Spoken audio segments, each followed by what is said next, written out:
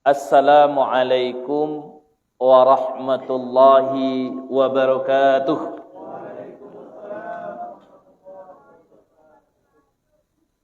Alhamdulillahi rabbil alamin. Alhamdulillahilladzi asra bi'abdihi laylan minal masjidil harami ilal masjidil aqsa alladzi barakna hawlahu linuriyahu min ayatina innahu huwas sami'ul basir. Alhamdulillahi nahmaduhu wa nasta'inuhu wa nastaghfiruhu wa nastahdihi wa natubu ilaih. Asyhadu an la ilaha illallah wahdahu la syarika lah wa asyhadu anna sayyidana Muhammadan abduhu wa rasuluhu alladzi la nabiyya wa la rasula ba'd. Allahumma salli wa sallim wa barik ala sayyidina Muhammad wa ala alihi wa ashabihi rasulillahi ajma'in. Rabbi israh li sadri wa yassir li amri wahlul 'uqdatam min lisani yafqahu qawli, amma ba'du. Orang tua kami, guru-guru, nenek mama, alim ulama, cadiak pandai, Bapak Ibu, pemuda dan pemudi, segenap hadirin dan hadirat jemaah salat subuh rahimani wa rahimakumullah. Alhamdulillahi rabbil alamin. Puji dan syukur senantiasa kita haturkan kehadirat Allah Subhanahu wa taala. Pada pagi hari ini kita dituntun untuk bisa melaksanakan perintah Allah Subhanahu wa taala. Satu-satunya syariat perintah Allah Subhanahu wa taala yang perintahnya tidak turun di bumi, Bapak Ibu yang dirahmati Allah, tapi khusus dijemput melalui sebuah peristiwa khusus dengan cara yang khusus, bahkan kemudian dikenal dengan peristiwa yang amat dahsyat, yang insya Allah sesuai yang disampaikan oleh Bapak Ketua Pengurus Masjid tadi, besok sama-sama kita akan memperingatinya, yang dikenal dengan peristiwa Al-Isra'u wal Mi'raj, peristiwa penjemputan, hadiah terbesar bagi kita umat Islam dalam sejarah kehidupan manusia, yakninya ibadah salat.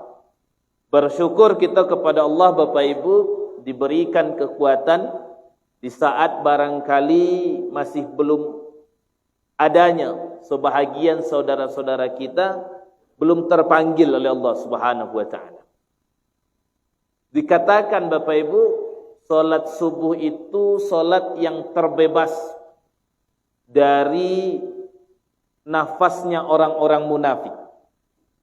Mengakuk model itu, ya, Bapak Ibu yang dirahmati Allah, karena orang munafik itu cenderung jagonya di atas jam 8. Ya.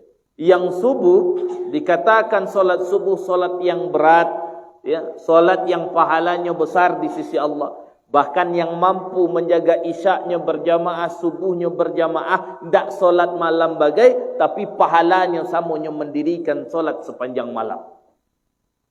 Begitu besar keutamaan, Bapak Ibu. Ambo dari Gaduik sebentar ke pagi, lalu turun ke Ngarai, ya. Pas mendaki kata yo kalam mari kata, ya. Karena sebuah hadis Rasulullah sallallahu alaihi wasallam, basyiru al-masyaina fi zulami ilal masajid bin nuri tam yaumal qiyamah. Berilah kabar gembira kepada orang-orang yang berjalan di tengah kegelapan masjid, di tengah kegelapan malam menuju masjid, ya, dengan cahaya yang sempurna pada hari kiamat. Dari hadis ini dan banyak hadis yang lain, Bapak Ibu, dipahami ternyata kalau semakin sulit, ya, halangan dan rintangan untuk memenuhi panggilan Allah, maka di saat itu pula pahalanya pun semakin besar. Semakin jauh jarak yang kita tempuh, semakin sulit halangan dan rintangannya, maka insya Allah pahalanya pun semakin besar. Nah, semoga Bapak Ibu yang dirahmati Allah, kehadiran kita subuh hari ini merupakan suatu ganjaran nanti yang akan kita diterima di sisi Allah dengan ganjaran yang amat besar. Amin ya rabbal alamin. Yang kedua, berselawat kita kepada Allah Subhanahu wa taala agar disampaikan kepada Nabi Muhammad, Allahumma salli ala sayyidina Muhammad wa ala alihi sayyidina Muhammad. Bapak Ibu yang dirahmati Allah, begitu banyak petunjuk yang telah ditinggalkan oleh Rasulullah dalam kehidupan ini. Asalkan kita mau berpegang teguh semua kita dengan seluruh aspek yang mengisi kehidupan manusia, mulai dari pemerintahannya, mulai dari masyarakat biasa. Alhamdulillah, moga-moga negari kita negari yang selalu dilimpahkan rahmat oleh Allah Subhanahu wa taala. La fatahna alaihim barakatim minas sama'i wal ard, kan begitu janji Allah.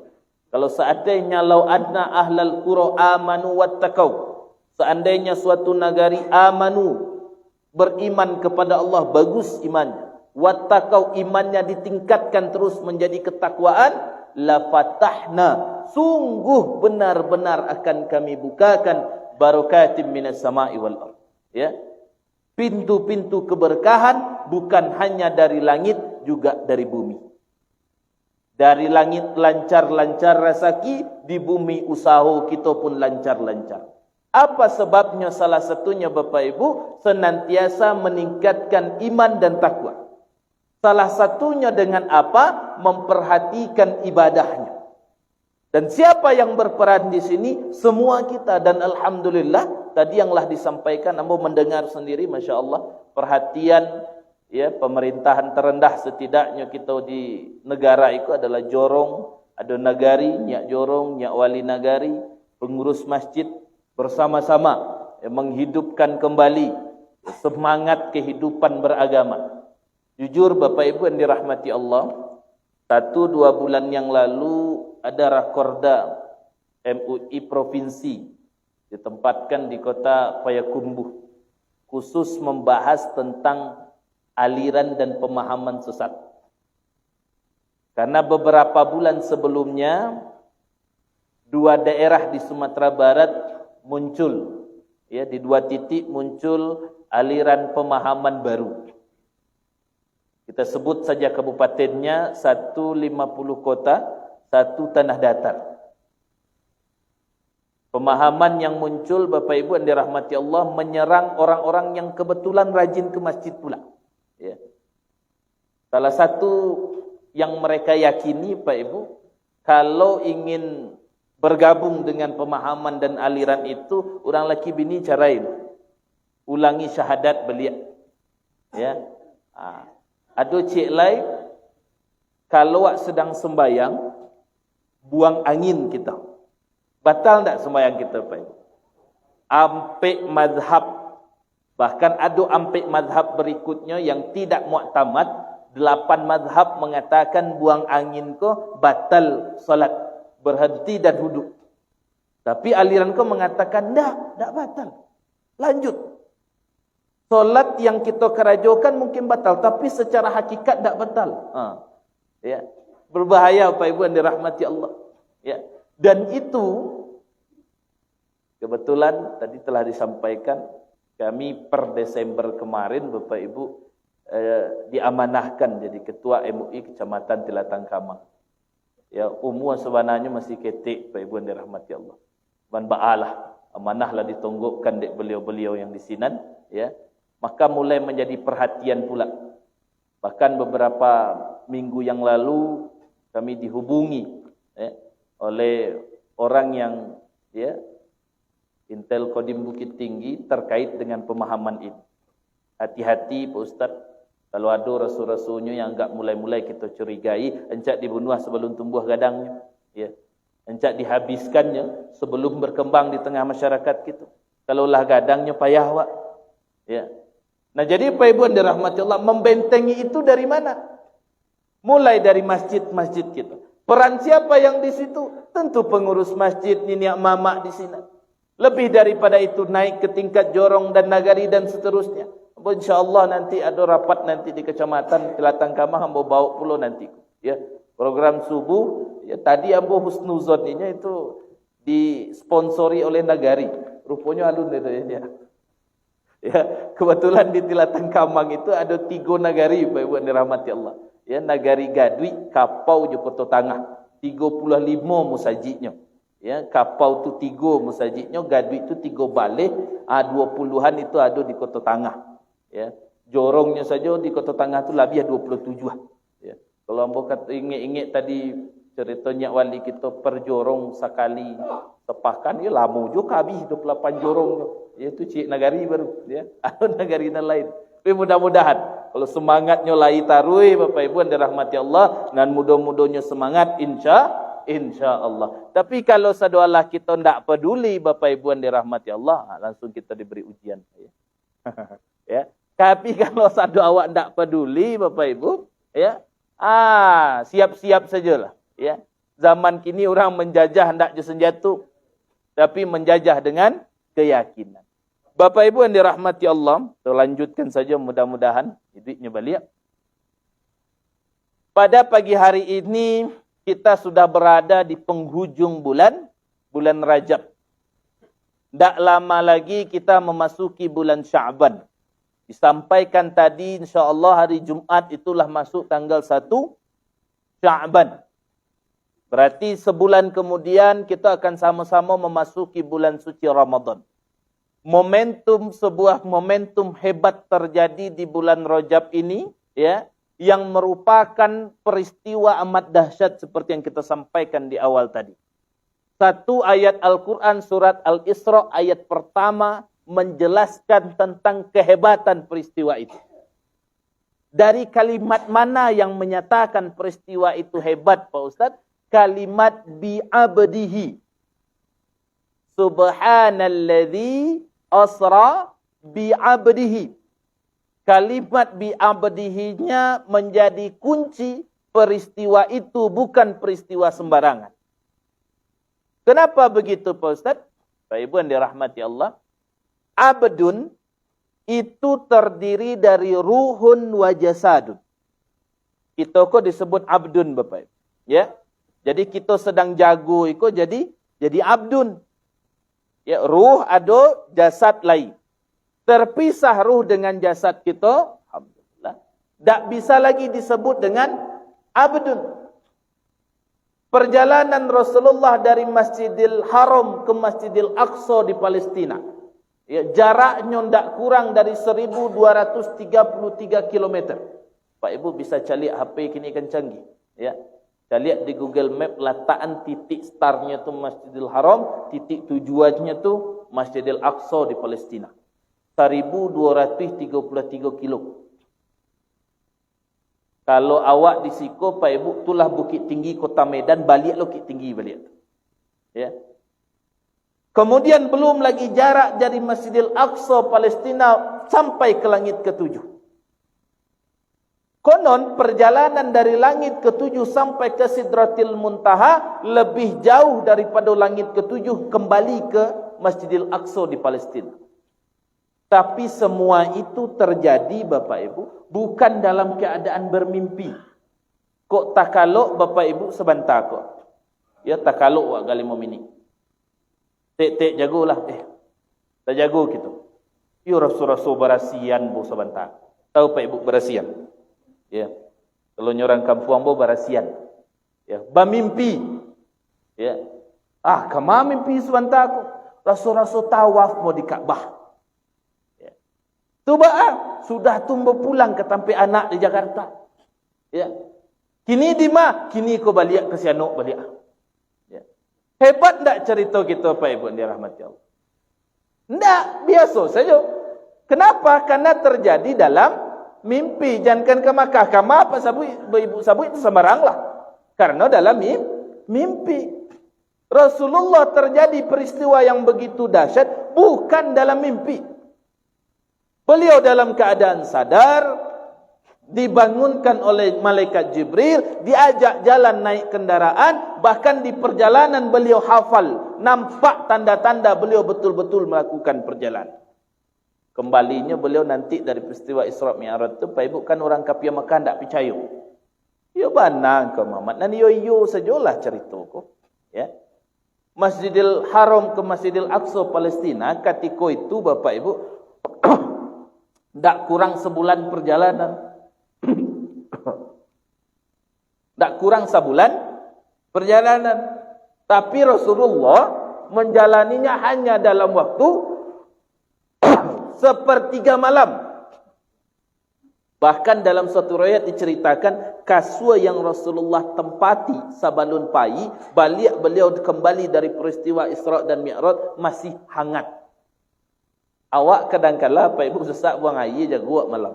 Ya, payah ke belakang, balik dia lah dingin lo kasua. Padahal baravana awak lama buang air apa? Rasulullah sallallahu alaihi wasallam kembali beliau masih hangit kasua yang beliau tinggalkan. Tapi perjalanannya tidak sebentar. Begitu jauh diperjalankan oleh Allah Subhanahu wa taala. Yang menarik kita Pak Ibu yang dirahmati Allah, kisah sebelum itu manga kok diperjalankan Rasulullah sallallahu alaihi wasallam. Nah, kita buka seketik sirahnya Pak Ibu yang dirahmati Allah. Umur bara Rasulullah menikah Pak Ibu. Umur Rasulnya 25. Istri pertama beliau Khadijah. Bara umur Khadijah ketika itu 40 tahun. Ladona muda-muda kini umur 25 rasul-rasul. Ya, kolah yang umur 40. Begitu perkiraan dulu Rasulullah menikah dengan Khadijah. Rasulullah menikah dengan Khadijah bukan dalam keadaan laki-laki miskin, tak. Bukan seorang pemuda yang tak berpitih, bukan. Ya, banyak versi dalam kitab sirah Bapak Ibu, tapi setidaknya kita ambil yang paling rendah. Mahar Rasulullah menikah dengan Khadijah, ya, di kitab Rohik Makhtum itu ditulis oleh Syekh Mubarak Furi, setidaknya 20 ekor onta dewasa. Itu yang paling ketek versinya. Ada yang mengatakan 30, bahkan ada yang mengatakan 60. Kita ambil yang 20 saja. Satu ekor onta dewasa itu kini kalau di Arab harganya 30 juta. Tapi kalau 20 kali 30 juta, maharnya setidaknya 600 juta. Itu mahar pernikahan Rasulullah dengan Khadijah. Ya. Jadi Rasulullah bukan pemuda sembarangan. Ya. Bukan ditolak dengan seperangkat alat solat tunai pun tidak begitu. Ya. 600 juta itu mahar Rasulullah dengan Khadijah. Karena beliau ketika itu berada pada titik puncak kesuksesan beliau dalam berdagang. Beberapa tahun sebelumnya beliau mulai bergabung dengan kafilah dagangnya Khadijah. Karena Khadijah itu adalah juragan beliau, Pak. Ya, bos beliau. Tapi Khadijah punya kaki tangan dan banyak. Setelah beberapa tahun berjalan perdagangan ini, ya, Khadijah mulai merasakan kok agak kancang galih berputar kini. Dia punya kerajaan di bawah, ya. Dia nan bau sawu di bawah. Diusuruhnya lah kaki tangannya cari informasi, ya. Bakok gak kancang galih wak putar kini, ya. Dicari, dilaporkan kembali. Ada seorang pemuda yang ikut dalam kafilah dagang kita bernama Muhammad. Ditelusuri Bapak Ibu sampai akhirnya kemantapan hati Sayyidatuna Khadijah, maka menikahlah beliau dengan Rasulullah sallallahu alaihi wasallam. Usia Rasul 25, usia beliau 40 tahun. Ketika itu Khadijah sudah 2 kali menjanda. Rasulullah belum menikah sama sekali. Menikahlah beliau 10 tahun bersama Khadijah, dikaruniai putra dan putri sebanyak berapa orang Pak Ibu, anak-anak kami? Berapa putra putri Rasul? Ada yang tahu? Kalau sadono berapa Ibu yang dirahmati Allah? Ya masih banyak, ya. Pengetahuan kita tentang Rasulullah masih sangat banyak kurangnya. Ya. Kalau ditanya gosip paling hebat minggu ko, tahu Pak Ibu? Ibu kami ni nonton TV pagi, ya. Ya, artis nama layan sepakan ku tahu, ya. Siapa nama anak-anak ya yang baru layan. Tahu ke putra-putri Rasul kan, aduh masya-Allah ya. Kalau Pak Ibu ada rahmati Allah, kami di sekolah itu coba sebutkan personil BTS tahu gitu ya. Tapi coba sebutkan putra-putri Rasul, ngamu sadola. Ya. Rasul itu Bapak Ibu punya anak 7. 3 laki-laki ampe padusi. Dari nan 7 ko 6 cie induaknya. Ya, nan 6 1 ibunya, yaitu Khadijah. Dari yang 6 ini 2 orang laki-laki, 4 perempuan. Sadualah anak Rasul ke-7-7-nya wafat sebelum Rasul wafat, kecuali Fatimah. Sadualah nan 7 itu wafat sebelum Rasulullah wafat, kecuali putri beliau yang terakhir bernama Fatimah. Fatimah pun 6 bulan setelah Rasul wafat juga wafat. Ya. Jadi Pak Ibu yang dirahmati Allah, Rasul menikah dengan Khadijah. Kalau dulu kita pernah acuk mendengar barangkali nikahilah perempuan karena 4 perkara, kan begitu? Tunkahul mar'atu li arba'in. Nikah padusi menikahi seorang perempuan itu karena 4 alasan biasanya. Rasul katakan demikian. Ya, karena apa? Linasabiha, karena keturunan. Limaliha, karena haratu. Lijamaliha, karena kecantikan. Lidiniha, karena agama. Munculnya hadis ko Bapak Ibu yang dirahmati Allah karena memang mengcover watak kita manusia secara umum. Ya, kalau ditanya-tanya ke Pak Mbok balik dulu mengaku dinikahi etekmu. Ya, manga dinikahi ibumu. Ya, ini alasannya nyoranca. Ya, mengaku nikah aja beliau anu anak rangkayu. Manga nikah aja ya, anu anak sianu. Ya, nasab, ranca, haratu. Karena ketika bangsa Arab sedang jaya-jayanya Bapak Ibu, ada 2 bangsa lain ketika itu yang sedang jaya-jaya pula. Ada bangsa Persia, ada bangsa Romawi, ada Arab di tengah-tengah. Orang Persia, ya itu Iran, Irak hariko Bapak Ibu, itu kalau kababini mencari rancak. Lai rancak, ya, lai mancuang hidungnya, lai tinggi, lai putih, itu orang Persia tu. Makanya Pak Ibu kalau haji umroh, ada pakai hitam-hitam orang tu pada situ, rancak-rancak hidungnya panjang-panjang bakal lebihan. Ya, itu orang Persia umumnya tu. Orang Iran, orang Irak, ya. Itu karena menikahi seorang perempuan karena rancak. Ada bangsa Romawi. Bangsa Romawi ko kalau ke menikah je seseorang tu caliak lebih banyak pitih. Ya. Bara banyak tanahnya, bara lawih tanahnya, ya, bara gadang rumahnya, ya. Itu yang dicaliak. Romawi menikah karena kekayaan, mencaliak seseorang dari sudut pandang harta. Bangsa Arab mencaliak anak sial. Sempat keturunan katehnya tu keturunan nan ranca, Pak Ibu yang dirahmati Allah, itu bangga bana mereka. Bahkan orang Arab tu hafal dengan nasab mereka ratu-ratu. Ya. Pak Ibu cuba bayangkan nan dia awak kira-kira apa nang ketiga dia teh wak saja le terbayang kira-kira. Le tahu sia namun. Ya. Tu nang kedua apa dari apa? Apa dari apa mungkin lah inyak berarti. Ya. Apa dari inyak. Ya. Atau barangkali tahu namanya tapi tidak tahu nama panggilannya tahu tapi tidak tahu nama nan sebenarnya sia. Tapi orang Arab Pak Ibu yang dirahmati Allah hafal tu sampai kata. Kalau kita buka kitab Sirah Ibnu Hisham itu Pak Ibu yang dirahmati Allah, bahkan di situ beliau tulis nasab Nabi Muhammad mulai dari Nabi Muhammad sampai Nabi Adam. Jalih kata. Ya, Nabi Muhammad ko siapa beliau ko siapanya apa ko siapanya sampai ke Nabi Adam ditulis di situ.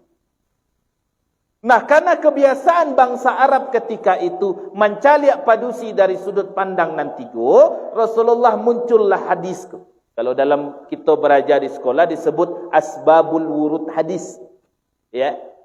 Disebabkan oleh 3 perkara ini, Rasulullah hadir dalam sebuah hadis mengatakan, tak salah kau pilih wanita karena 3 perkara ini. Tapi supaya aman, bukan alasannya 3 perkara ini. Pilihlah karena agamanya. Kok rancaknya, ya, dan laki-laki na muda-muda, ndak rusuh hati kita pai kerajaan, ya. Kok ndak pai membau, kalau bahasa kita na muda-muda kadang-kala rancak bana ijan, buruak bana ndak loh kamadel itu, ya. Dibawa pai barale hati ndak rusuh cemburu, ya. Dibawa ke tengah ndak lo malu-malu bana. Kira-kira model itu, Pak Ibu, ya. Ya.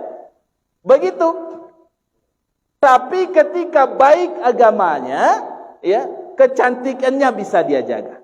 Ketika baik agamanya, keturunan bisa terjaga.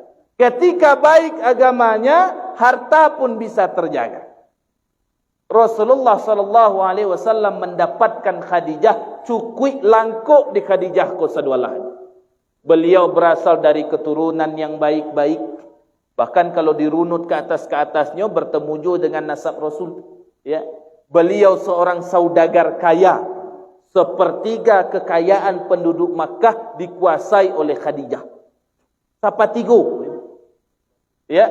Beliau juga seorang wanita yang cantik. Toh keturunan Rasulullah kemudian berasal dari Sayyidatuna Fatimah, gagah-gagah. Makanya para habaib itu gagah-gagah.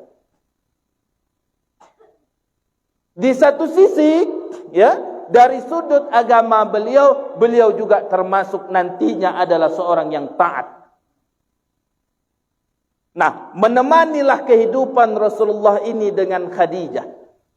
Catatan bagi kita, Pak Ibu yang dirahmati Allah, Rasulullah tidak pernah berpoligami sampai Khadijah ini wafat.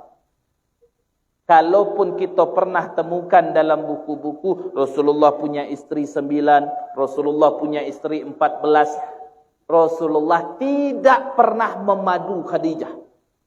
Sampai Khadijah ko wafat, hanya satu-satunya Khadijah istri Rasul. Bara tahun kolah bersama Khadijah, 25 tahun. Berarti sampai usia 50 tahun, Rasulullah tidak pernah berpoligami. Kau hati-hati kadang pak-pak gitu. Acok menjual nama Rasul. Apa kau bertambuh pak? Rasul calik yang 9. Ya. Jadi 2 meno heboh lah. Ya. Jadi Pak Ibu yang dirahmati Allah, Rasulullah itu bertambahnya lah nanti. Usia beliau lah di atas 50 tahun. 51 tahun baru beliau menikah. Istri kedua usianya pun 15 tahun lebih tua daripada beliau. Namanya Saudah binti Zam'ah. Berarti kalau usia Rasul 51 bara usia Saudah ketika itu Pak Ibu 6 tahun. Di kelado Pak umur 51 kini niat bertambah. Nirunya Rasul judulnya. Itu yang Rasul kerajaan. Nambahnya istri kedua usianya masih 15 tahun lebih tua daripada beliau. Awak 51 ingin bertambah gadis umur 20 akan agak bermasalah jadinya. Ya. Bapak Ibu dirahmati Allah, maka sampai pada usia 35 Rasul sallallahu alaihi wasallam beliau mulai risau dengan keadaan umat. Beliau tinggalkanlah keluarga beliau, pai beliau mendaki ke Bukit Gua Hira. Kalau Bapak Ibu kami pai haji ataupun umrah, biasanya Gua Hira ko Pak Ibu ndak diajak wak naik nang. Ya, jalan saja di bawah ditunjuk. Pak Ibu, celiak itu sebelah kida, tu Gua Hira tu. Ya. Nampak kan? Lah payuk leh. Ya. Model itu saja biasanya. Ya.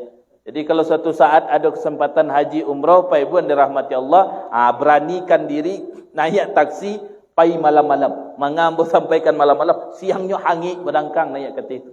Ya. Naik caliak kita kata itu, kita caliak di Gua Hira. Di Rasul bertahanus, di Rasul pertama kali menerima wahyu.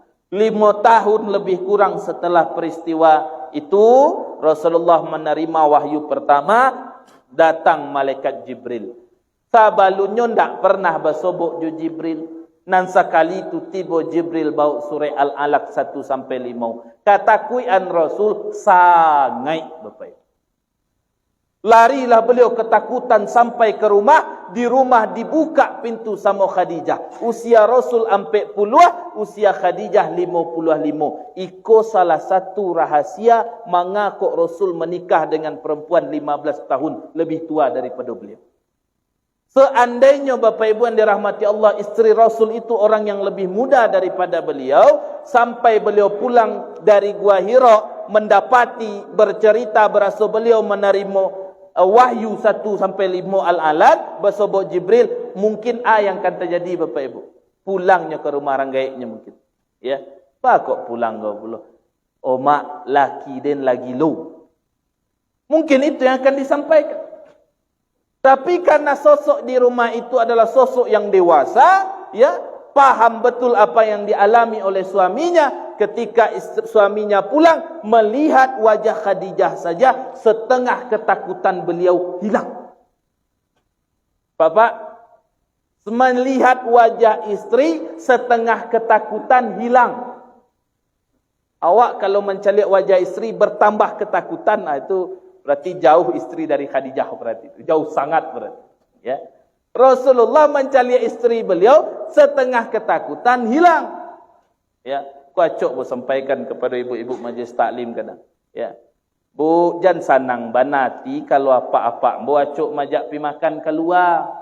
Berarti ada masalah pada masakan ibu, cuma dia lah panik mana gua mungkin.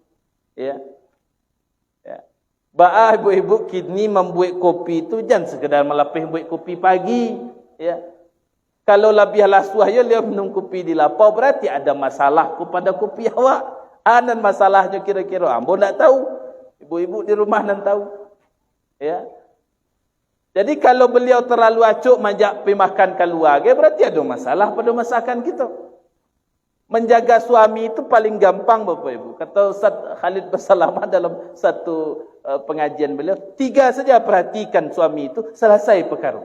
Ya. Perhatikan soal pandangannya. Matu. Ya, laki-laki itu kan condong mencaliak kena rancak. Ya. Makanya saya sampaikan kepada ibu-ibu majlis taklim kadang-kadang, "Bu, iyo pakai gincu pergi majlis taklim, iyo di rumah lain begincu ndak pernah." Itu bermasalah, ya.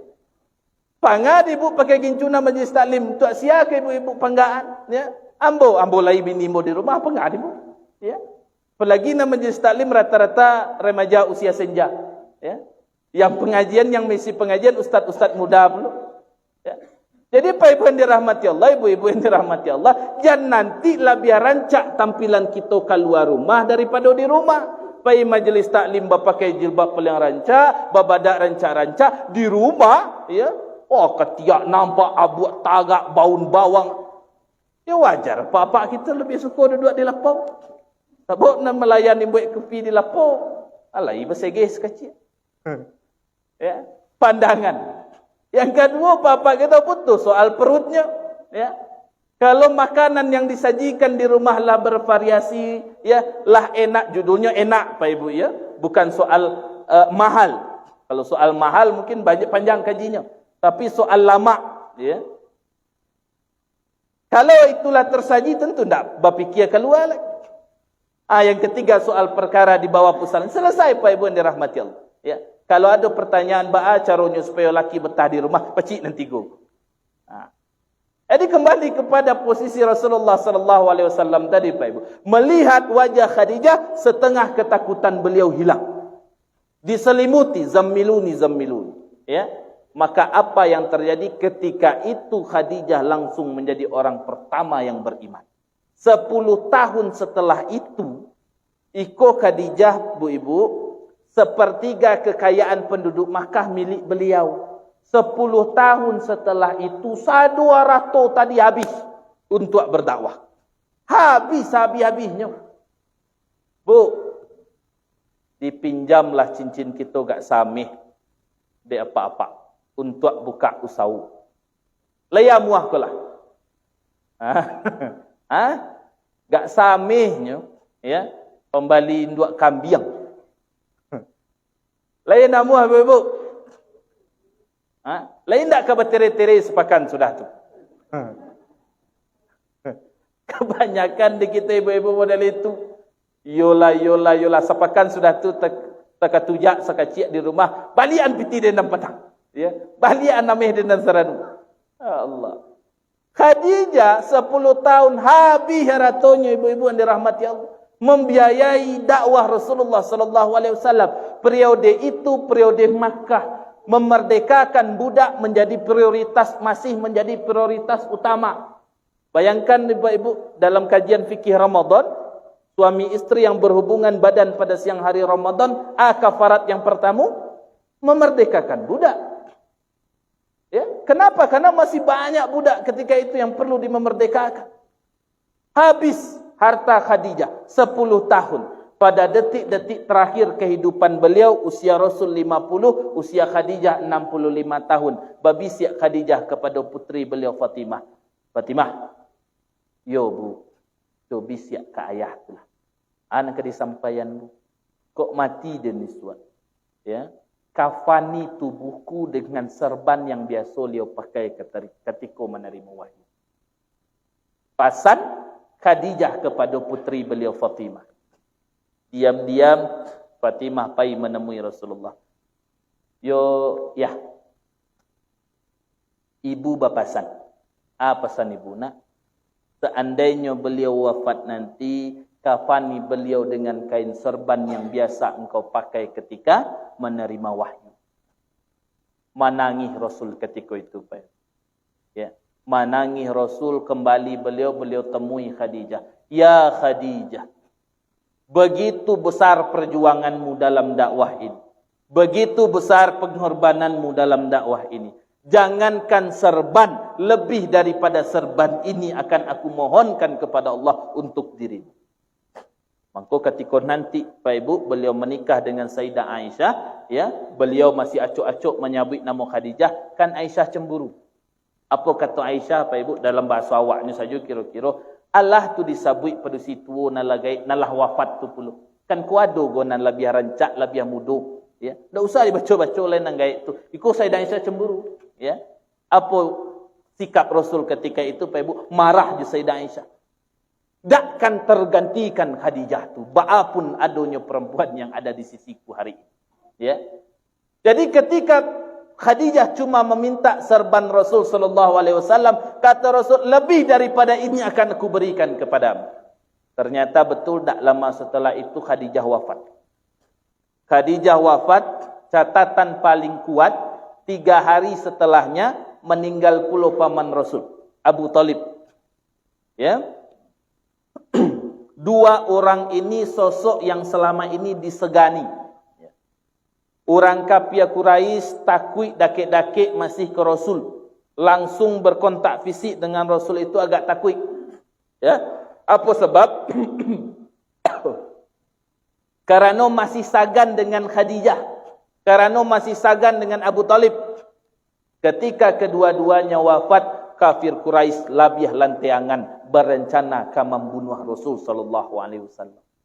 Di saat demikian hati Rasul tidak tenang, hati Rasul masih sadiah, Rasul diancam akan dibunuh. Apa kata Allah kepada Jibril? Bawa Muhammad jalan-jalan. Kau buat sombong saja Pak Ibu dirahmati Allah. Bawa Muhammad jalan-jalan. Perjalanan jalan-jalan Rasul ikulah yang kemudian kita kenal terakhir nanti dengan peristiwa Al-Isra wal Mi'raj. Ujung dari perjalanan iko, Rasulullah kembali ke bumi. Pak Ibu, ibu-ibu, pai jalan-jalan majlis taklim. Pak pai jalan-jalan kini gua, rombongan musaji. Pulang dari jalan-jalan, takana membawa kacuk. Dia tahu bu kacuk. Ya, ke bahasa gaduhnya kacuk. Bawa oleh-oleh pulang. Takana anak di rumah, takana laki di rumah, takana istri di rumah. Nanti sampai kita di rumah, yang menyambut akan mengambil oleh-oleh kita dengan penuh rasa bahagia. Rasulullah jalan-jalan Bapak Ibu. Pulang dari jalan-jalan, beliau bawa oleh-oleh. Beliau bawa sesuatu hadiah. Hadiahnya bahkan dibawa dari Allah langsung. Ya, untuk siapa? Kita yang umatnya. Ibarat seorang anak tadi bersenang hati menerima hadiah dari orang tuanya, maka mestinya kita bersenang hati pula menerima hadiah dari Allah melalui Nabi Muhammad sallallahu alaihi wasallam. Apa hadiah itu? Syariat solat. Maka siapapun yang memandang solat sebagai suatu hadiah dari Allah, pelaksanaan solat adalah suatu hadiah yang dibawa oleh Nabi Muhammad, maka dia tidak akan pernah merasa berat untuk melaksanakan solat. Maka ambo ketika berbicara tentang Isra Mi'raj, solat, Bapak Ibu, ambo agak kurang cocok mengartikan perintah solat. Karena kalau perintah solat itu yang namanya perintah, aku biasa gak barik kita ngerajuan. Agak ada nilai terpaksanya mengerajuan. Tapi tingkat tertinggi dari pelaksanaan ibadah solat, melaksanakan dengan sepenuh hati sampai kepada derajat kebutuhan. Butuh kita sembahyang. Ibarat kita butuh jo udara untuk beranguk. Kalau ndak ada udara, sasak anguk. Kalau ndak ada sembahyang, risau hati. Bapak-bapak, ibu-ibu yang telah sampai kepada tahap itu, bersyukur kepada Allah. Lah berasakan halawatul iman. Sudah satu sembahyang, rindu hadir sembahyang berikutnya.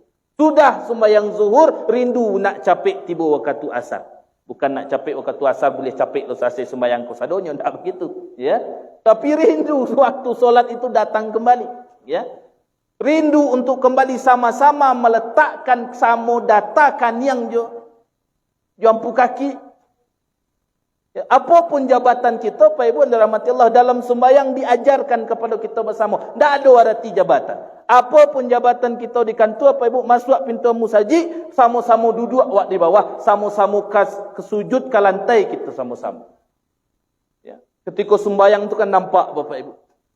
Tak ada apapun jabatan awak. Amat Jeneral Bintang Ampek Presiden. Adakah Presiden boleh sujudnya tapung apa? Kan tak harus jatuh ke bawah saja. Ya. Oh, ambo presiden, ambo gubernur boleh sujud buat apa-apa. Enggak, harus jatuh saudaranya. Nah, begitu pelajaran yang kita ambil dari sebuah perjalanan Al-Isra dan Mi'raj, momentumnya tepat pula, dan pada kesempatan kali ini kita ingin evaluasi ibadah solat itu, Bapak Ibu. Kita pahami ibadah solat sebagai hadiah dari Allah Subhanahu wa taala. Pelajaran keduanya, ya, bagian dari kesimpulan akhir barangkali, terjadinya Isra dan Mi'raj menjemput ibadah solat tadi sebelumnya Rasulullah dalam keadaan sedih yang amat mendalam. Kenapa? Kehilangan dua sosok yang menjadi sandaran beliau. Pelajaran keduanya, jangan jadikan manusia sebagai sandaran. Allah ingin katakan itu kepada Nabi Muhammad. Muhammad, hati engkau hanya pantas bersandar kepada aku, bukan kepada manusia. Yang ketiga, Pak Ibu yang dirahmati Allah, ketika keadaan begitu sulit kita alami, sadi hati yang begitu mendalam, caranya perbaiki hubungan dengan Allah. Dan Rasul jemput perintah solat tadi. Yang keempat, Bapak Ibu yang dirahmati Allah, Rajab sebagai momentum Al-Isra dan Mi'raj di akhir bulan Rajab, 1 bulan sebelum datangnya bulan suci Ramadan. Artinya sabalun puasa engkau laksanakan, perbaiki ibadah solatmu, aku lagi waktu sebulan.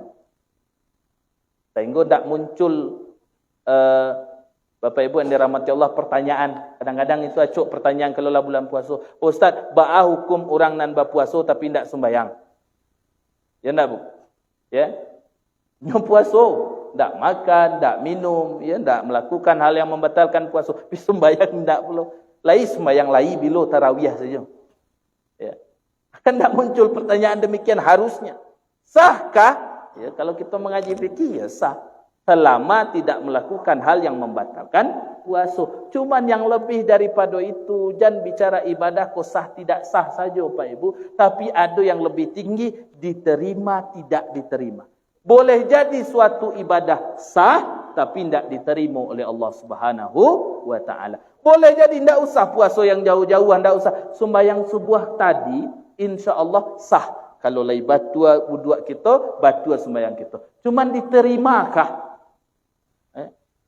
Itu yang kita selalu berdoa kepada Allah, Rabbana taqabbal minna. Bapak Ibu yang dirahmati Allah Subhanahu wa taala, ilmuku kalau disampaikan begitu banyak, kadangkala sebagian besarnya waklah tahu, cuman nan barik mangarajuan. Alhamdulillah pada kesempatan kali ini ya diajak kita tahajud bersama, ya diajak kita zikir bersama. Tadi yang dapat informasi solat tasbih bersama itu betul doh Pak, ya. Karena kadang-kadang kalau surang-surang ko barik di kerajuan, sembahyang tasbih itu kalau surang li kita kerajuan kalah, ya. Rata-rata kalau maghrib sampai isya itu ya Pak Pengurus, biasanya sudah sembahyang tasbih tidak sampai 5 minit masuk ke isya biasa tu, ya. Kalau surang li kata rajuan kolah. Ndak, makanya Pak Ibu yang dirahmati Allah bersama-sama gitu. Ndakkanlah suah bagai di sarugo tu surang-surang tu Pak Ibu. Nabi Adam lah mencuba. Surang beliau di sarugo, surang. Kurangan nikmat sarugo. Ya? Ndak ada sempurna nikmat sarugo, tapi surang. Sehingga beliau minta kepada Allah kawan. Dia ajalah kanti ketika itu Hawa. Jadi kalau Pak Ibu semangatnya semangat bersama, sama-sama kita berkumpul di musajid modeliko, sama-sama pula kita disarugo. Amin ya rabbal alamin. Ya mudah-mudahan Bapak Ibu yang dirahmati Allah itu barangkali yang ingin tausiah, yang ingin tersampaikan pada pagi hari ini. Momentum Isra Mi'raj, perbaiki hubungan dengan Allah sebelum Ramadan yang sudah diambang pintu kita juga. Kemudian di sisi lain Bapak Ibu yang dirahmati Allah, terus kita dorong yang muda-muda, ya pemuda-pemudi untuk sama-sama meramaikan masjid, meramaikan musalla, ya. Karena Pak Ibu ndak ada jalan lain untuk menolak bala melainkan dekat-dekatlah ke masjid, ramaikanlah masjid. Allah barangkali lah lama pula kita masyarakat Sumatera Barat ndak ditegur oleh Allah. Akhirnya ditegur melalui dunsanak-dunsanak kita di Pasaman. Pak Ibu yang dunsanak kita di Pasaman bersyukur kepada Allah, mangga ditegur oleh Allah. Nanawak sampai kini dan sampai kita terlena, ya. Ujian dari Allah tu macam-macam, ndak harus gampang saja. Padi habis disosoh dek manci ujian, ya. Hasil panen ndak selamat, ndak model biasa ujian. Kita di karpet kerajo dipecat ujian dari Allah Subhanahu wa taala. Ujian kita sadualahnya diuji manusia, cuman bantuannya beda-beda. Ya mudah-mudahan Bapak Ibu jadi renungan berharga untuk kita pada pagi hari ko, ya. Lebih dan kurang ambo mohon maaf, ya. Ko kali pertama ambo silaturahim kemari, ya mudah-mudahan ada kesempatan-kesempatan lain berjumpa di waktu yang lain, ya. Allah berikan panjang umur, kita bangun terus silaturahim, kemudian diberikan keberkahan dalam kehidupan dunia dan akhirat. Amin ya rabbal alamin. Itu saja. Fa'tabiru ya ulil absar. Wabillahi taufiq wal hidayah. Assalamualaikum warahmatullahi wabarakatuh.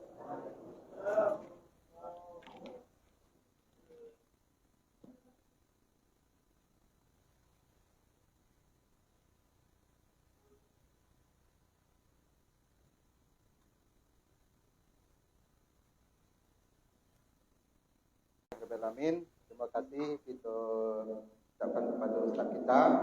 Mudah-mudahan menjadi ilmu di awal dan bisa kita amalkan. Demikian saja Bapak dan Ibu. Mohon maaf kami kepada jemaah semuanya kalau kurang layanan, kurang perhatian dari kami. Dan kami mohon dicicipi hidangan yang telah disediakan oleh ibu-ibu jemaah. Jadi terima kasih kepada Wahai untuk telah menggiatkan para karateka untuk ikut kegiatan. Ini kegiatan untuk hari yang kayak blog, sebentar lagi di muka laman masjid. Tuan anak yang mengajar lah kegiatan blog lah kan. Alhamdulillah, ikut bahagian dari jihad awal mensiarkan agama Allah. Wabillahi taufiq wal hidayah. Wa jamaah. Assalamualaikum